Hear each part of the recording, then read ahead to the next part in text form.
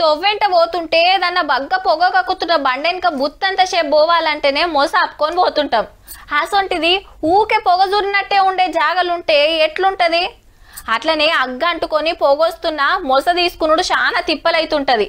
జరంత దూరం పోయేదాకా దస్తి కట్టుకొని పోతుంటాం. ఈసొంటి ఎప్పుడో పారి మనకు ఎదురైతుంటాయి. కానీ దేశ రాజధాని ఢిల్లీ పబ్లిక్ కు మాత్రం గడియ గడియకి ఇదే గండమాయే. ఇక ముచ్చటేందంటే బుధవారం నాడు ఢిల్లీలో జోరు ఆనబడు పక్క ఏహే వాతావరణం శాఖలు చెప్పినప్పుడే ఎండ కొడుతుంది. ఇక మీరు చెప్తున్నారు అనే రాయింత దానికో లెక్కుంది. ఇది వర్ణుడు కురిపించే ఆన కాదు, సర్కారు పట్టుకొస్తున్న ఆన. క్లౌడ్ సీడింగ్ అంటారు. అంటే విమానాలను మీదికి పంపి మబ్బుల మీద కెమికల్ చల్లితే అవి గరిగి సినుకులు రాలుతాయి. ఇక కాకుంటే చాలా ఖర్చు అవుతుంది. మరి ఢిల్లీలో ఏమన్నా పంటలు పండేది ఉందా? పైసలు పెట్టి ఆనలు పట్టుకొస్తానికి అంటుర్రా? ఆడ గాలి ఎట్లున్నది? మళ్ళా పగటి పూటే చీకటి కాబట్టి పబ్లిక్ మొస తీసుకునే కష్టం ఉంది. 17 చలికాలంలో ఇట్లనే ఉంటది. కానీ దీవుల నాడు వేలిన కోట్ల రూపాయల పటాకుల పొగకు ఇంకింత తెరలైంది. రోజుకు 9 సిగరెట్లు తాగితే ఏమైతుందో ఈ గాలి పీలిస్తే అంత డేంజర్ ఉంటదట.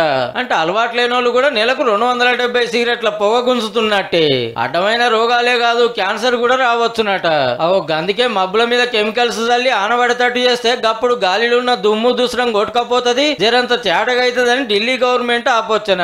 మంచిదే, కానీ కెమికల్స్ వల్ల వాతావరణం ఖరాబ్ కావచ్చునట, పచ్చదనం పలసగా కావచ్చునట. మళ్ళా పడాల్సిన ఆనలు కూడా పడాయని కొందరు అంటున్నమాట.